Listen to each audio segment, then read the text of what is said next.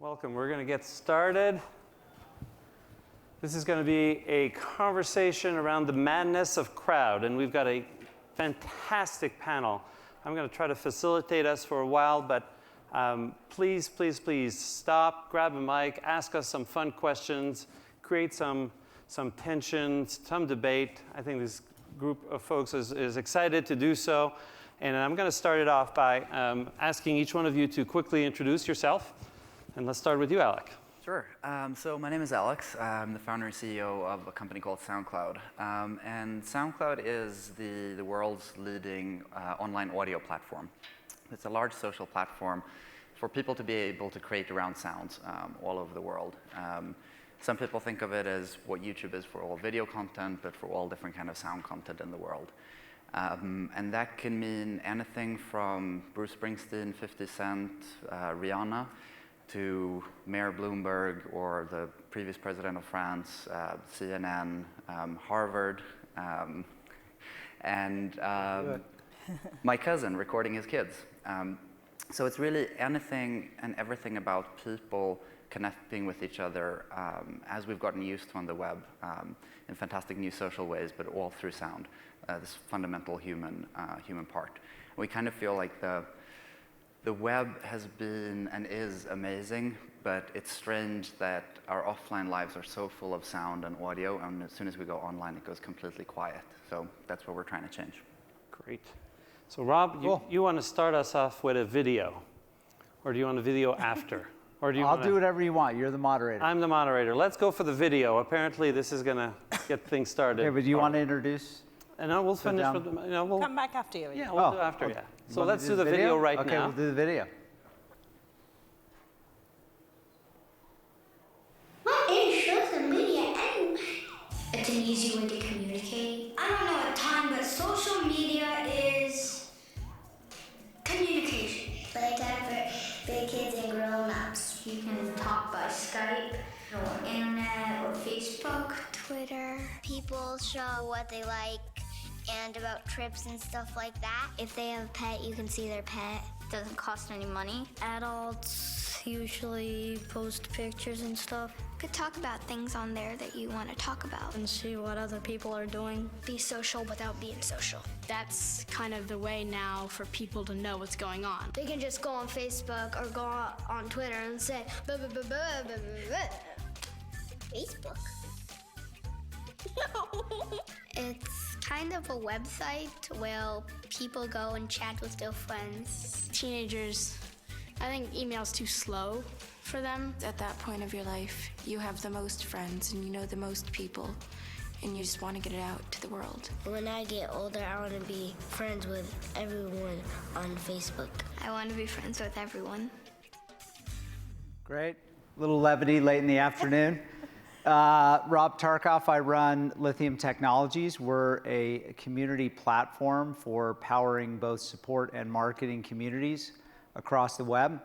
A lot of times when I play this video, it reminds people that although this seems all very new to us, it's very native to all of these kids growing up, peer-to-peer, sharing, crowdsourcing. It's all part of the way they're living. I've been their CEO for a year. Prior to that, I ran the digital enterprise business for Adobe as Adobe made its foray into digital marketing. So glad to be here. Very good. Thank you. And Padma. Right. I'm Padmashree Warrior. I'm the Chief Technology and Strategy Officer for Cisco. Most of you probably have heard of Cisco. We make all of the networking. If you're using any kind of device at all to do anything, it's probably going through a Cisco router or a switch somewhere, as well as providing mobility gateways to carriers. We also do a lot of video communication technology and social technologies now. And we really believe the enterprise is changing, and it's changing mostly driven by the consumerization of IT, where people are bringing different kinds of devices into the enterprise, and the impact of social, how people actually use social technologies within the enterprise in a productive way. My job at Cisco is to set our strategy for the company, as well as do M&A. Cisco is a very acquisitive company. We're a company made up of about 169 acquisitions we've made over the last 26 years or so. So we're always looking for innovation, both inside the company and outside the company. And we believe social is actually going to be a big factor in changing how innovation occurs in the future. Great. So let's get started. Rob, a question just to set the stage. This is the madness of crowdsourcing, the tension between well-organized processes that companies fine-tune, and then complete chaos that we open up inside and outside the company. How do you see this play out inside the company today? Yeah, so it was interesting. It was about a year ago, the end of 11, there was a great piece that was written by Deloitte about the productivity of knowledge workers and kind of how do we really get at the most efficiency of our knowledge workers. And Deloitte actually found that by a factor of 2 to 1, your most passionate knowledge workers existed outside your organization. And so they were not identified through the traditional means of hiring and bringing employees on. They were out there in your peer base and your customer base. And if you combine that with the fact that the trust factor has changed on the social web, you can hear it with the kids talking about sharing and all the ways in which they want to be friends with everybody and share their knowledge. Nielsen came out with a recent stat that 90% of people trust what their peers say and less than 15% trust what companies say.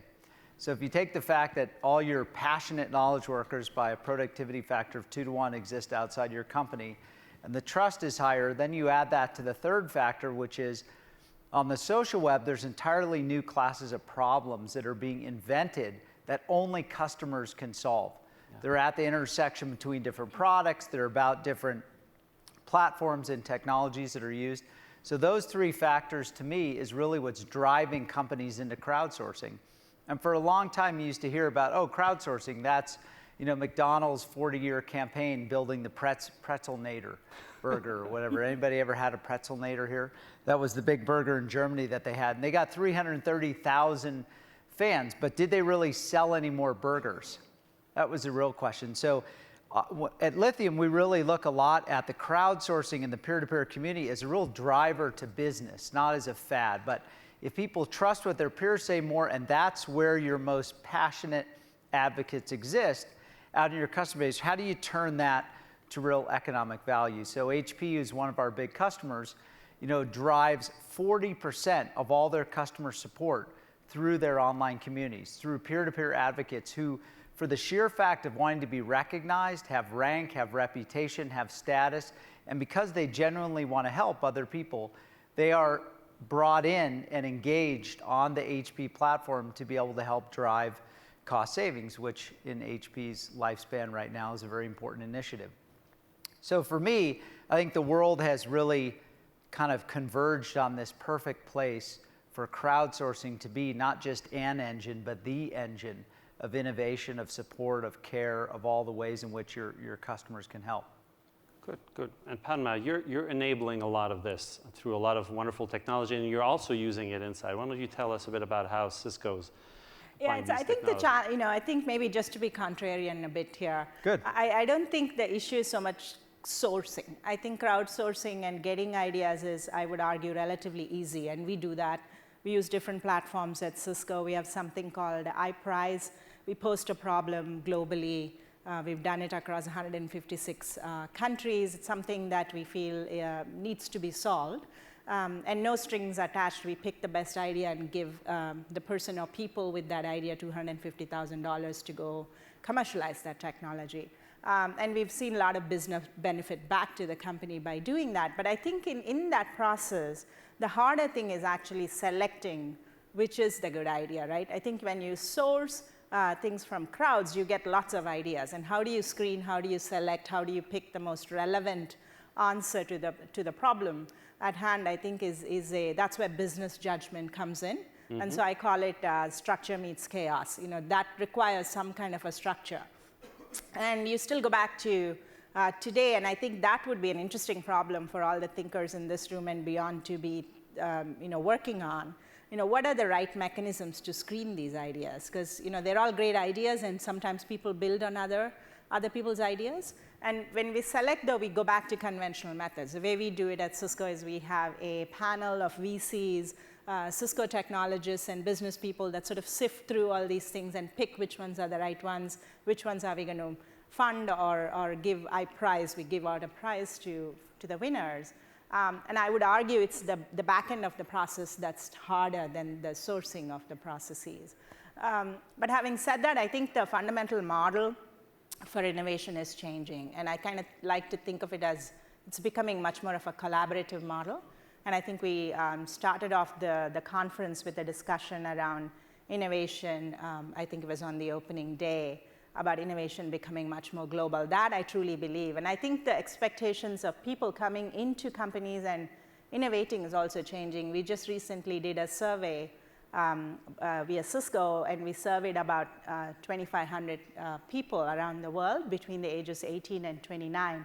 It's actually mind-boggling. A third of them said that they would accept a lower paying job rather than work for a company that doesn't allow them to access some kind of a social app. And 70% of them admit to violating some kind of an IT policy, right? So it begs the question, why do we have policies then? And perhaps we should look at policies in a different way. And 30% of them don't think it's their job to protect their company's intellectual property. So it's I think the boundaries we've set as what is intellectual property, what gets created, where it gets created, that's all changing in the future. And I think it's really going to be interesting and challenging to live in that model in the future.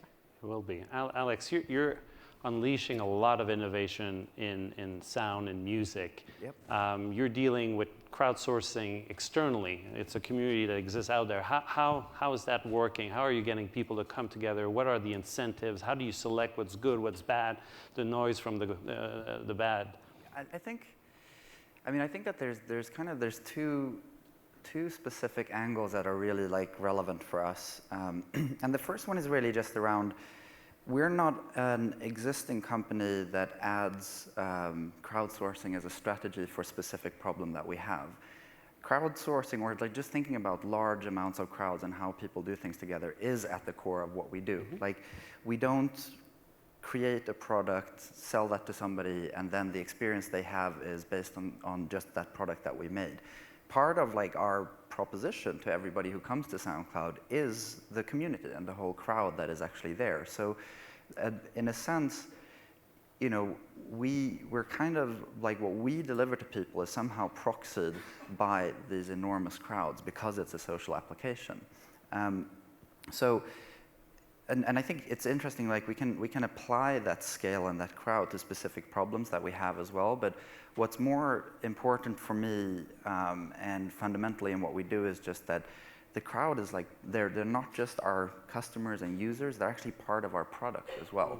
Mm-hmm. You have to, when you're scaling a social application, you have to think about that a little bit because obviously you don't have the community there in the beginning. We had a very specific approach of saying, this is something that needs to be valuable with one single user. And it was, in the beginning, was helping people to share a piece of sound with somebody else.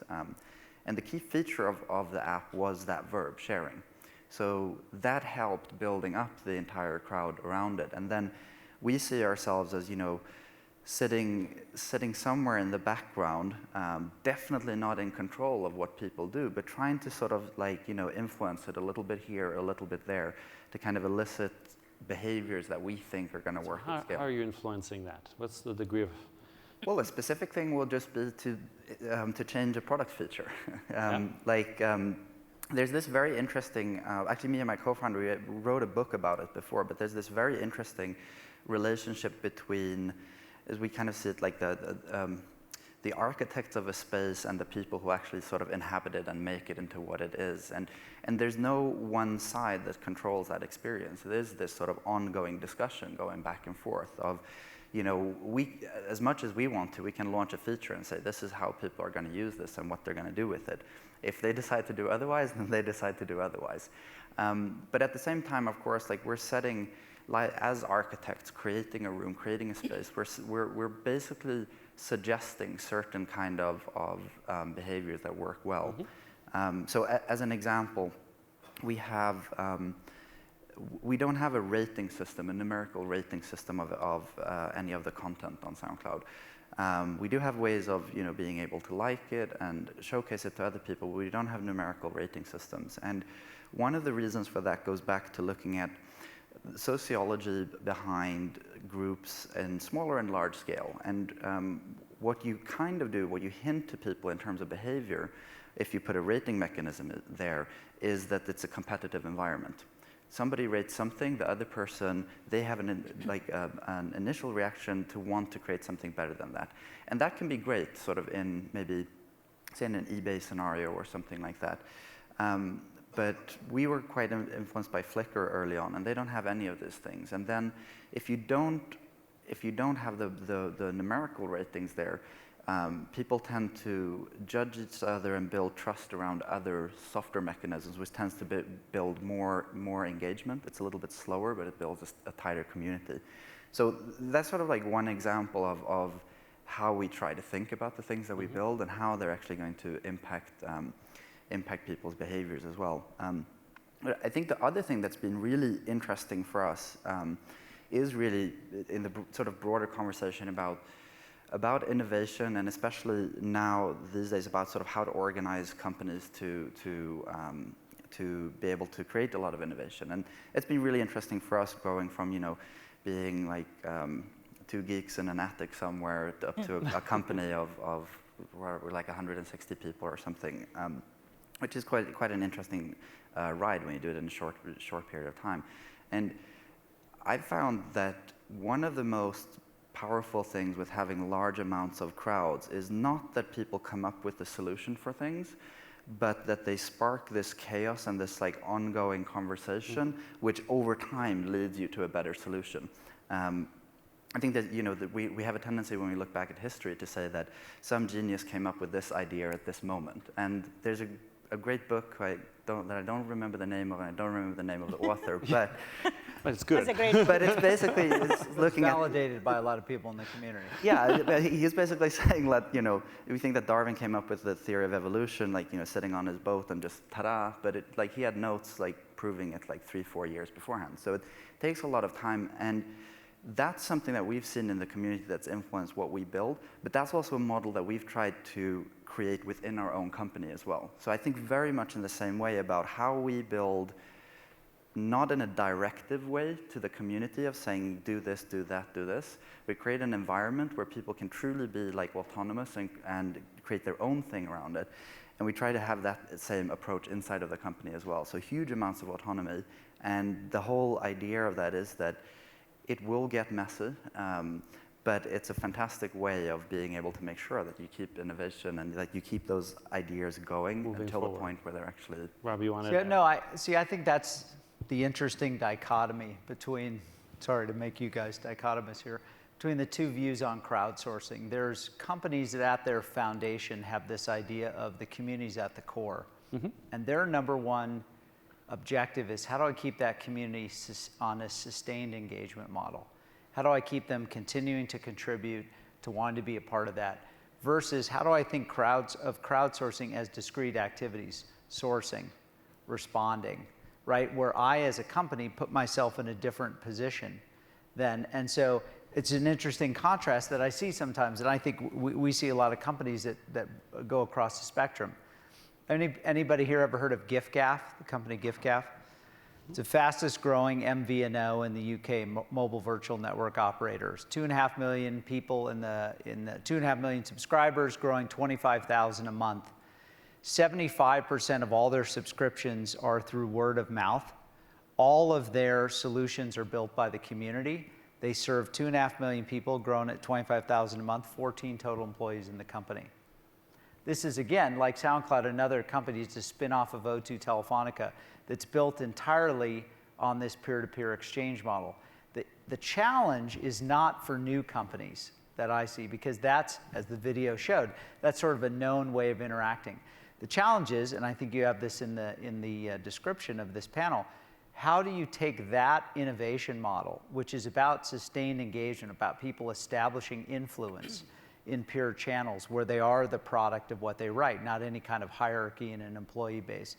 And how do you combine that with the traditional ways that we've sourced innovation, which is get ideas and then have the people who really have the knowledge arbitrate, as opposed to having the community arbitrate. And that's what I find really interesting. The known benefits to reduce cost with less people, and we're actually doing a study on this right now. We think because your customers and your advocates are more passionate about your products, your outcomes are better. The ideas are better, they get to market faster, they're more validated. There's a value exchange. There's a value exchange. Mm-hmm. But very few companies have accepted that as a known principle in how they run their company is real economics. They say, well, that's just, kind of let's run the campaign and get the ideas. And so that's a little bit of the contrast that I see between. I would argue that's not. And I'm arguing with Padma Warrior, which is never a good idea. I think communities always existed. As human beings, we are always prone to building communities, right? From the beginning of existence. Your Darwin example is a good one. We tend to identify the innovation with an individual or a set of individuals, but there's a lot of groups that contribute to that. And in companies, there are communities. Cisco has 26,000 engineers, and you could argue that's a community that creates. The point I was trying to make is it's not whether the community sustains the contribution to innovation or not. I think the definition of community has changed now, and that's because of technology. It's breaking up the boundaries that exist between functions in a company and between partners and customers and the vendors, between the users in your case, and that's become very global. The issue, though, is regardless of how you define the community, whether it's within the walls of an enterprise or extending from the walls of the enterprise, how do you harness the power of that community to being something meaningful versus something that's just creating a lot of, how do you identify the signal from the noise? And I think that at the root of that is a fundamental scientific problem that needs to be solved. And it's a cross between a behavioral issue, it's a data mining issue, all the conversations we've been having about, there's lots and lots of data that people contribute, but how do we separate that context in the data? I think that has not yet been solved. We're just beginning to say, okay, there's crowdsourcing, there's social platforms, all of that. And Cisco uses lithium, by the way, and we use a lot of our the products that we deploy. You agree on something. Yeah. Okay. But I would argue the problem's bigger, and I would want us to talk about the bigger problem of the definition of community itself is changing, where it isn't a physical community anymore. It can be a virtual community of people all around the world contributing to ideas and contributing to this creation process. How do we harness that energy in a meaningful manner? And I think that requires data science. It requires some hybrid between virtual and physical worlds. It requires bringing together some kind of a screening mechanism that's even different than traditionally what we had been used. I think those things we are just beginning to tackle as an industry. I think a big thing maybe to add to that, at least when I talk to even companies our size, but larger ones as well, is that a fundamental shift that I think needs to happen is basically a shift in mindset from leadership in a lot of these companies. Because it's still quite often seen as this thing of like the company is what it is. The community inside and outside is an additional piece where we can sometimes source things and then we have to decide what to do with it. And I think one of the things that I learned, at least from just growing our company internally and growing our community, was that you tend to, as a leader, you tend to take a lot of responsibility and feel like there's all this chaos, like I need to help sort this thing out and I need to help find the best things and stuff like that. And you're actually, by doing that, in many ways, you're doing a disservice to the community, because what you're going for on a deeper level is to really try and build something that's way more autonomous and not so reliant on, in an org structure, somebody senior coming in and helping it out. And it does sound kind of like, a little bit naive in a way, but I really think about this. This idea of like a traditional organization really being as a typical pyramid with directions coming from the top and then being executed on, which can be very, very efficient and very simple and to the point. Whereas a friend of mine always talks about, you know, the modern company being exactly the opposite, of flipped upside down, where, you know, in my role as the CEO, I'm the ultimate assistant for everybody else in the company, basically. My whole job is just to like enable people and to help people along the way, not so much in trying to like sort things out. And I think that's a hard. How do you help people without sorting things out in that model? You think twice about every interaction that you do, and every time where you think you could be providing a clear answer, you think about what the benefit is of helping out in that specific situation versus what you're actually, what you're kind of setting as a future expectation in that case. So, like basically, you know, thinking twice about that and maybe not resolving a situation right away, actually letting some of the chaos But there's some arbitrage, right? Oh, and yeah, that's for my sure. point. And there I will think be there's always decision-making arbitrage. as well. There will be. And But I do think that there's a difference in mindset there. Or at least it has been for me, and really continuously taking more and more of a step back and like really trying to enable. Yeah, I think that's a good point. I think the arbitrage models will change in leadership, right? You know, because knowledge is now distributed and everyone has different pieces of information, you gather lots of ideas, and how you formulate, I mean, as human beings, we always have logic and decision making. Our brains work that way. And I think we always go through and look at the information and make certain kinds of judgments and decisions. In some cases, we are paid to do that. You know, we are paid to make those kinds of judgments, and the more probability that your judgment's correct, you know, you're rewarded for that.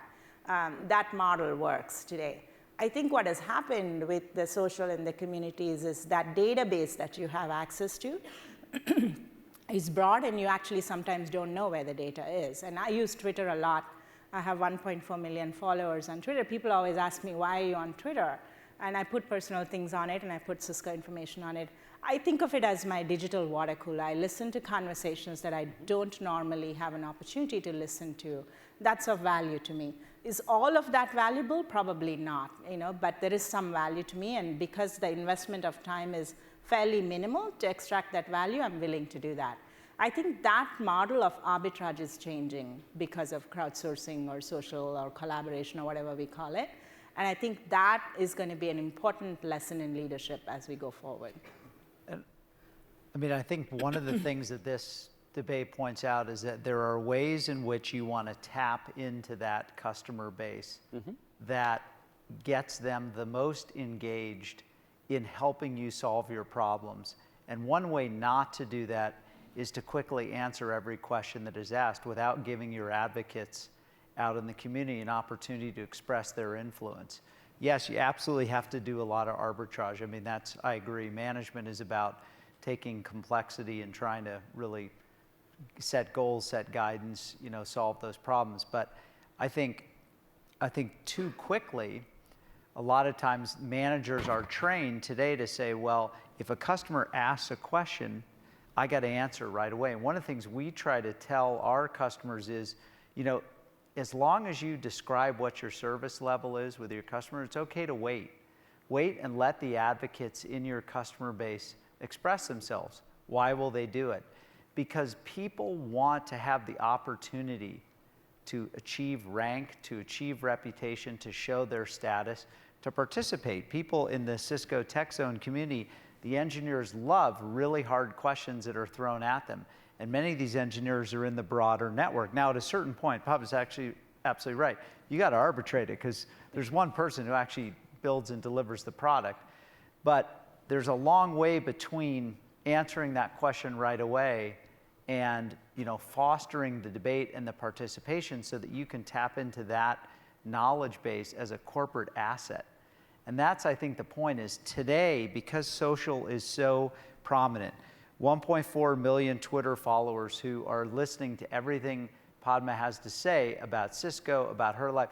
They all have comments on that. If she can listen to that and use that as a corporate asset in helping her make decisions, she's that much more, you know, that much more empowered. And very few companies really do that. They run experiments or campaigns, or they put up a microsite and, get the Pretzelnator to, make recommendations. But they don't think about this as an ongoing management tool.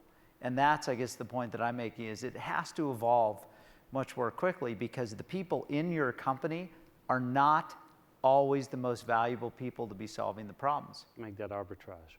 Yeah, these communities are networks. And there's a body of knowledge around how networks self-regulate and whether they can arbitrage themselves and come to an outcome that is in the greater good. Is there some darker side where the crowds can actually be wrong? And how do we guard against that? Ask our team who's working on spam protection and this stuff. I mean, for sure there is, and you definitely, I mean, all coming from the perspective of a social platform, everybody's gone through the increasing complexity and challenge that occurs in basically fundamentally keeping the large part of your community safe, because they need a safe environment to be able to build trust with each other and build something great, and then being able to keep people who are trying to abuse that either off the system or limit the way that they interact with the system. And it's usually on fairly simple mechanisms, at least, that they do it. If you look at Twitter or something, it's quite easy to figure out how people would want to game the system, how they want to abuse it. Turns out to be quite challenging, scientifically and engineering-wise, to figure that out automatically and not make many mistakes with it. If you took a customer service example, where you're asking your engaged community to help you solve problems that come in, it is possible that for a while the community will go the wrong way and will be recommending a whole series of upgrades and patches and what have you. Mm-hmm. And the product experience will get degraded. What's the right way to? I think that's a great thing, though. If people start going the wrong direction, and that's what they're really focused on, if you know that, okay, this is not what we're going to do, you've just gotten this super clear signal that you're not thinking in the same way as your users are thinking, and you have a shot to explain to them of why, why that may not be the right direction. They might fire back, and maybe you're wrong, maybe they're right, but that's just it's a fantastic signal of knowing, because you have a limited amount of time and bandwidth that you can communicate with your users, with your team members, with the world, whatever it is, and any kind of guidance to what's really relevant for people is just a fantastic opportunity to be able to go in and say, in that case, actually that's an interesting idea. This is how we're thinking about it. This is what we think that we're going to do. So I think those are just really good things that helps you focus on that ongoing conversation with users. I mean, the genie can't get back in the bottle on social media and people saying bad things about your brand or good things about your brand. I think that the danger is that a lot of companies or agencies are not going to have a way to host that conversation. They're actually going to be completely excluded from it. Many companies that we talk to, they say, yes, we have a crowdsource strategy, we have a social strategy. We have listening tools. When people tweet, we respond. That's not a social strategy.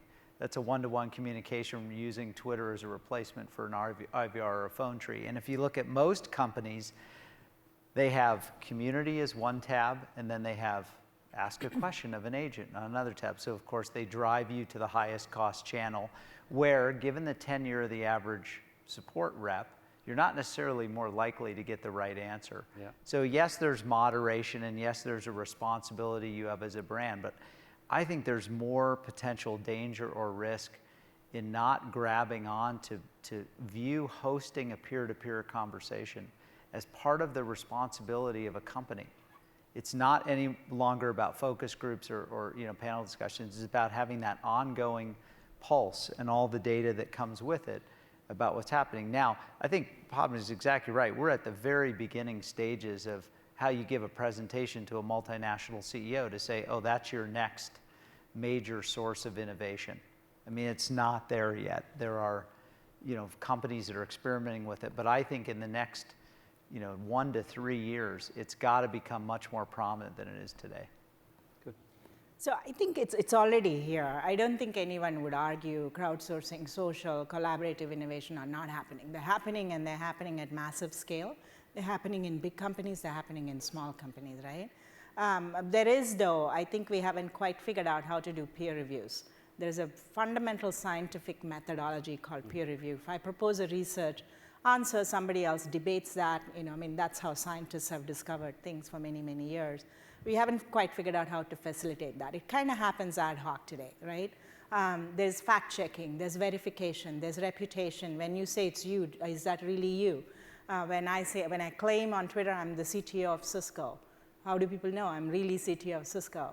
So Twitter now has a verification process. So these things are just evolving, and I think they're important to have in place. I think without that we would have complete chaos, right?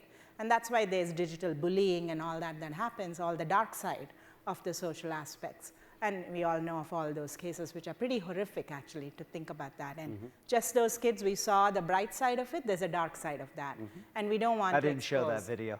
We don't want to expose our children to that. And I think we, as creators of this technology, I feel have the responsibility to acknowledge that and put those checks in place. Where, as somebody said, technology doesn't have a mind. I think it was David C. that said that, right? It figures you have to figure out how to scale it, I think he said, and I think that's exactly what needs to happen. We need to now figure out how to scale this in a way that's going to be productive. There's always going to be some off-layer dark side to it. So if your question is there a dark side to it? Absolutely there is. But we have to acknowledge that and not fight it so much, but recognize it's there and put things in place so that we do protect people's reputations. And if somebody quotes you and puts your face on their Twitter account and that's not you, that needs to be called out and needs to be stopped. And I think those kinds of things companies are now beginning to look at. Good. So let's say you're sitting down for coffee with a CEO and he or she wants to know, I want to use this crowdsourcing thing. Where should I start? What's the right place to start? Is it going to be around creating new ideas and creating new communities, outsourcing a portion of your R&D or your customer care? I mean, what's the right way to think about the right starting point for a company that's not doing crowdsourcing? Well, I mean, it's evolved quite a bit. There are very specific use cases now that map to idea generation or co-innovation. I mean, Lego, one of our customers, is famous for really taking co-creation and co-innovation very early on and building that into its culture, right? There's lots and lots of examples. Success Factors is one of our customers, uses community and peer-to-peer in the goals module so that if you're an HR professional, you can actually correspond with other like-minded HR professionals of similarly sized companies around the world as you tackle problems of setting goals or compensation or any of that. So there's multiple examples. We are at, I think Padma's right, this is not sort of brand new technology. We're at the level of sophistication. It's just today it is still for the most part, a marginal experiment for companies as compared with all the other investments they're making. And in addition to the technology companies having a responsibility, we had all those Sloan and MIT, Harvard Business School professors up here. None of them talked about course curriculum for MBA students on how to facilitate your customer ecosystem, like how to facilitate your peer-to-peer community as a key management tool that you need to have. We don't teach that.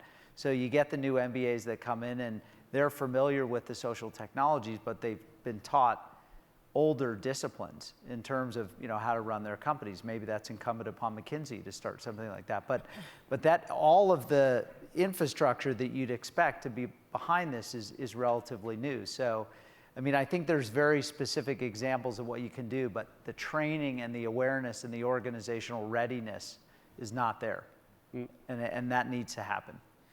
I would basically ask 3 questions to figure out what the company was interested in. And the main one would be, or the first one would be, if they're interested in it from the perspective of creating more innovation in their company, of taking a company that maybe feels like it's slowed down, like there's not that much innovative stuff happening, then I would talk about their org structure and how the company is run and see if it actually works in the same way that massive crowds on the web works. Like, The second question would be, if it's not about that, is it more about brand? As we all know, like in a world where things are just becoming, everything around us is becoming more and more commoditized, and what people want is more of an emotional connection to things, more of things that have a story, things that they can be engaged in. Then that's a separate part, right? You can use the crowd to create that story around your brand. It's very hard to do that these days without having a lot of people be involved. And if it's neither of those, I would assume that they're more interested in just experimenting to figure out what to do, and then it's probably best to do a specific isolated campaign, have people contribute ideas to something. Maybe, I mean, we see it a lot with big artists, for instance, like launching a part of a song that's not finished yet, and then having people participate, create their own versions of it.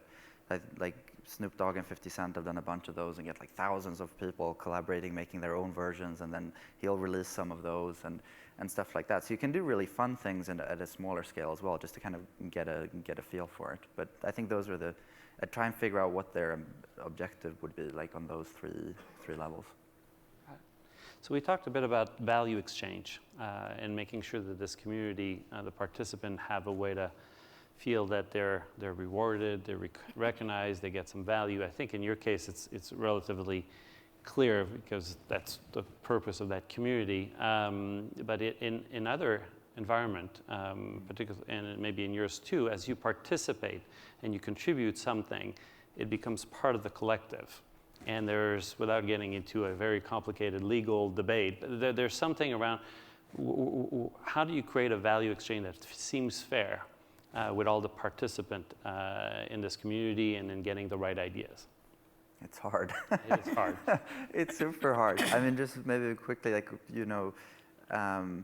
we have a lot of situations, like you say, where it's not an issue. Like, 50% puts up something. I made a version of it and sent it back to him. Like, that's my value. I produced a song with 50 Cent. I'm good. Like, that was fantastic. But then obviously, like when looking at co-creation at large scale, and especially around the intellectual property challenges around that, we're honestly just at a place where we don't have a legal system anywhere in the world that can cope with that. And I know that some approaches are that, well, we could have thousands of people collaborating, and then we can have a very smart accounting system in the back end that just sorts out everything of what, micro percentage here is assigned to this. And that's not going to work. Like, it's too expensive in terms of a system for something like that. So, I mean, we saw a few years ago, Creative Commons being introduced as one way of trying to create a better framework for making those kind of things possible.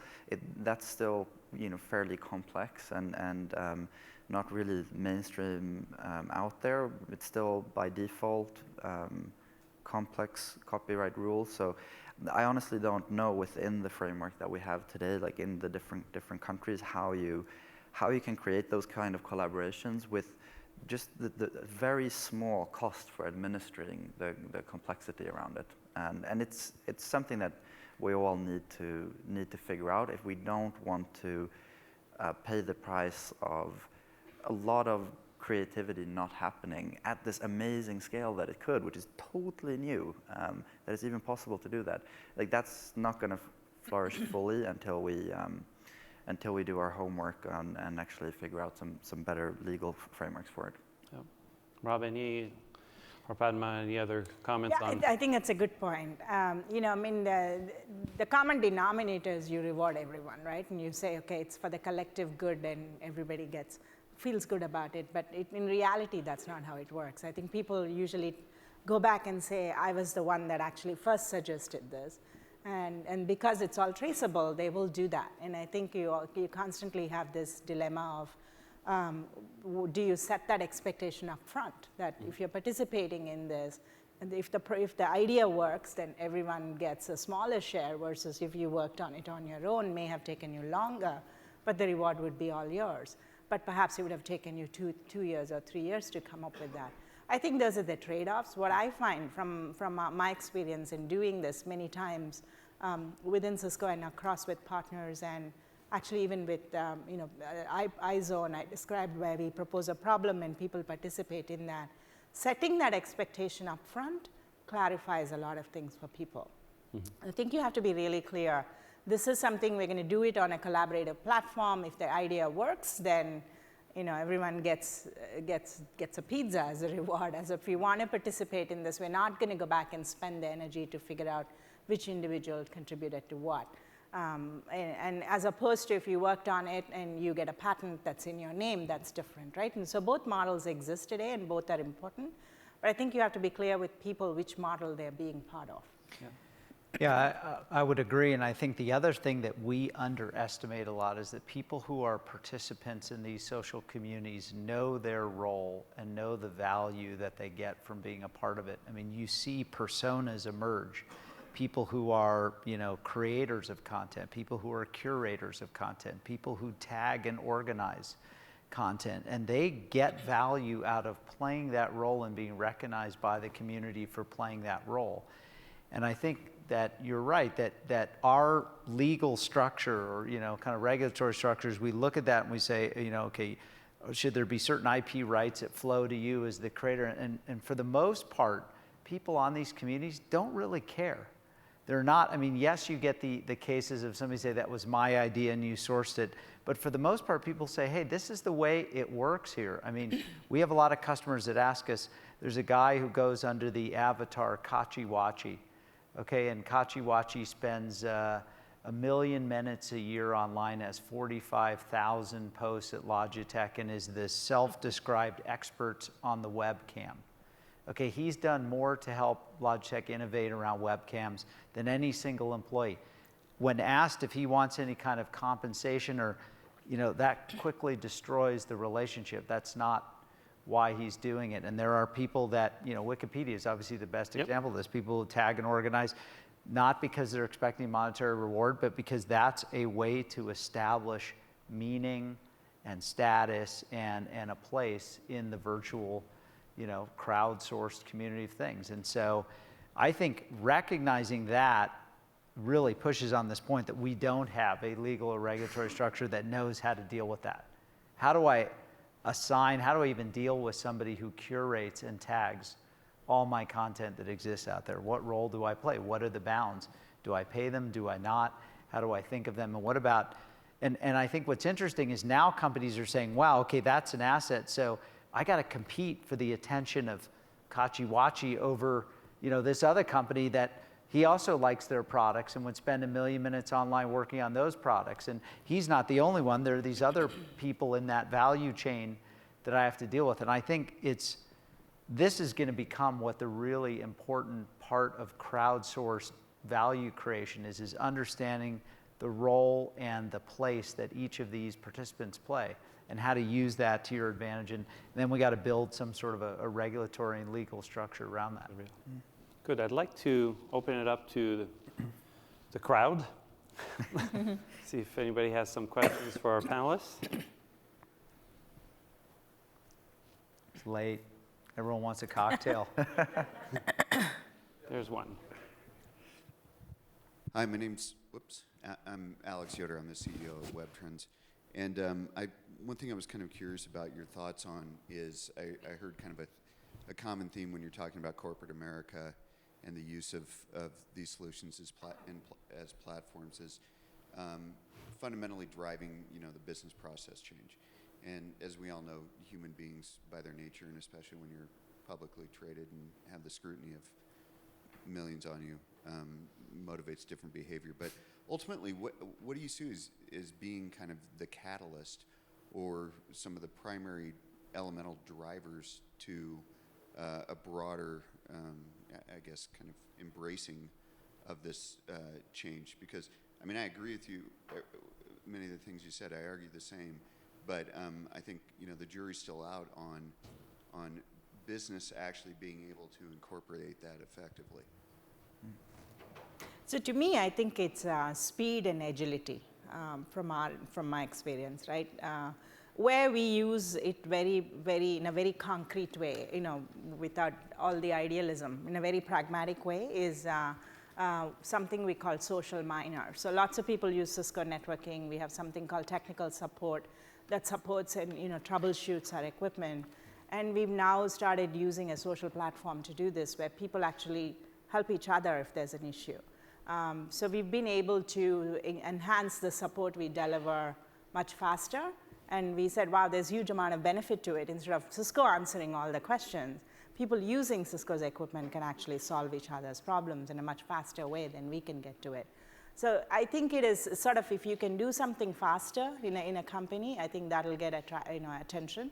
And it allows us to be much more agile. In the product development area, we use it where we have engineers that are distributed all over the world, and we created a social platform where they can collaborate, and it's still within the constraints of the firewall within the enterprise. And because we're such a large enterprise, like I was saying, 20,000 engineers is a lot of engineers, they still can collaborate. And now we are thinking of opening that up externally.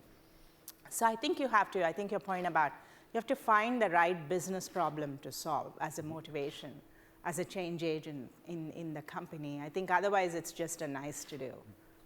Yeah, I would guess that that's going to be the way that it works for most companies, seeing others, having a clear example of how this actually affects us, and then embracing that as well. I think one other thing that may happen on top of that is that, which is something fantastic, is that the people that you want to employ are getting pickier and pickier with where they want to work. And like you see it a lot in the startup world. People are trying to hire as fast as possible, and it's complete mayhem. So you really, as a company and an employer, need to think about what are you offering a potential employee. And I think having a different kind of company structure and company culture that really brings out innovation that comes out of chaos, and talking about the crowd within the company now, it seems to be something that resonates with a lot of these people who are very smart and looking for a job where they are empowered, where they can do things themselves, where they're expected to break things and fail and then innovate on something. So there may be a trend of just a lot of people needing to recruit and not being able to do that unless they have the right environment in the company. Yeah, I would agree. I think it's a combination of global competition is getting more fierce. Robots are taking over a lot of our jobs, as we saw. And the war for talent, the small pool of talent is getting more difficult, and people are able to work at companies across geos from anywhere. And so the idea that you can innovate and lead without activating your customer base to be an asset for you is going to go away. Every CEO is going to look at the passionate folks out there that can drive innovation, change, influence, service, support, care, and they're going to say, that's something I have to tap into. The faster I do that, the more my pace of innovation increases. And if I don't do it, I'm going to be behind. And the brand that can do that will pull.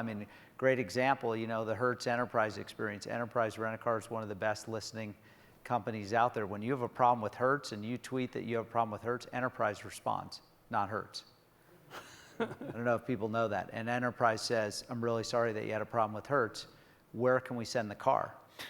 Right? And so that's kind of an early example, right? Companies are listening and responding over Twitter and Facebook and Google+, but take that to its next logical extreme. That's, this obviously Web Trends, but that's the battle, or the boundary where this battle is going to be fought, is who at the margin is going to really be able to innovate around these kind of problems and activate. Because once I have that experience with Enterprise, where they show up with my car, I don't have 1.4 million, I have about 1,700. But my 1,700 Twitter followers are going to know about it, and maybe she'll retweet me, and then quite a bit more will know. But I think that's. Let's get another question from. Hi, Alec Ellison with Jefferies. I don't think you addressed this. I came in 15 minutes late, so if you did, forgive me. But one of the most impactful elements of crowdsourcing is going to come into play next year, which is the Jobs Act is going to allow all these sites to allow small companies not to confront the madness of crowds, but get money out of the madness of crowds. And I wondered if any of you have given thought to the likely implications for companies when they start sourcing their capital from this environment. Haven't, but that's an interesting idea. Aren't you the vice chairman of Jefferies? You're supposed to tell. I think it's great. I think that, again, when we go back to this whole idea that, is the regulatory legal environment catching up? The presumption is that people are not sophisticated enough to understand the risks of what they're doing. I think that's in today's digital age where we say that all of NASA's information is in my smartphone. People have access to a lot of information. Now, there has to be some level of, the widow orphan sort of, protection rule. But beyond that, the idea that you have to be a qualified institutional buyer or whatever those things are called so that you can invest in that if you're a sophisticated knowledge worker, to me, it doesn't seem to make sense. At one time where information couldn't get disseminated quickly, so you were at an information disadvantage, that made sense, but you're not now. You can get access to anything. I can go visit a customer and research the SEC filings and know more about that company going in to meet the CEO than most of his or her direct reports do, because I just took the time to research it, right? So the idea that companies shouldn't be able to just raise money from more of the crowds seems to me to not make much sense anymore. But again, I'm not a banker. It feels like losing the potential that could bring of really changing the system, like that's way more dangerous than the potential damage of it being in place. So,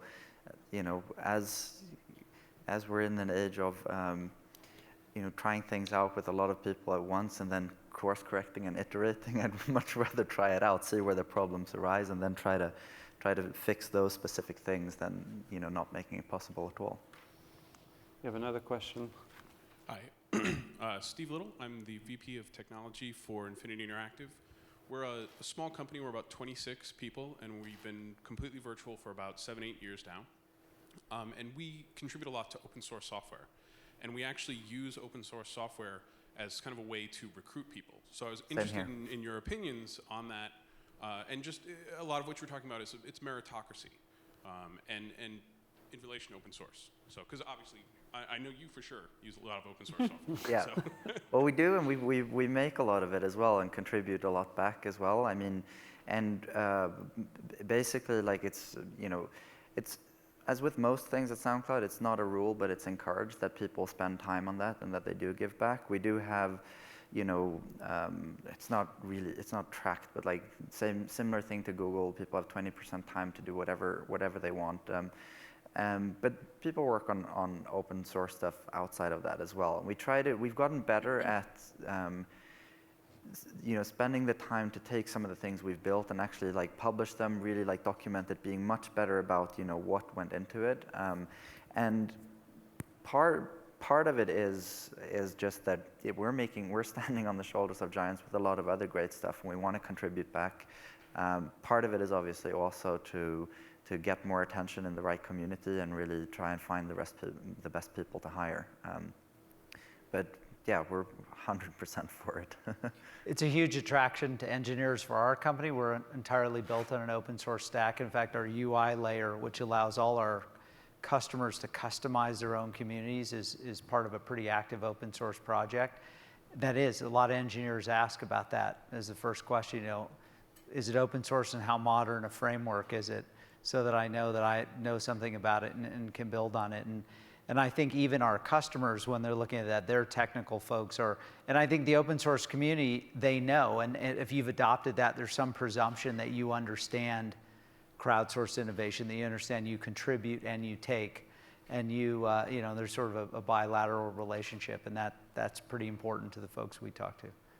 Yeah, and we use it quite extensively also in our software development model. In the hardware world, there are standards that you contribute back to, and we participate in that too. I think standardization is another way of actually, creating a crowd model for what you've invented, right? You put it back into a standard, make it standard so everybody can benefit from it. So we use both, and I think both are extremely important. And I think going forward probably will be more important. Good.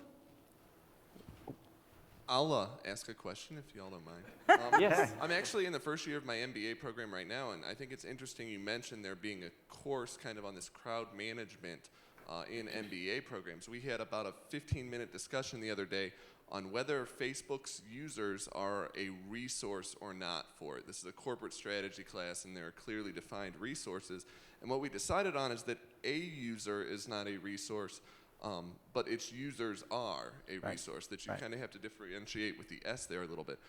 My question for you is, what would a couple of those takeaways be as far as managing a community like that? Because you're right, those courses aren't offered, but I think it's incredibly important that we kind of learn that, and that's a missing gap. So what would you, if you had to list a couple things? Well, I would say, I mean, an example is, if you take a course or a set of courses on, customer service or customer service related things, there's a set of principles that goes into how you manage an effective customer service operation. You learn all about response and SLAs and arbitrage, labor arbitrage, all the things that people are doing. There's all sorts of cases on that.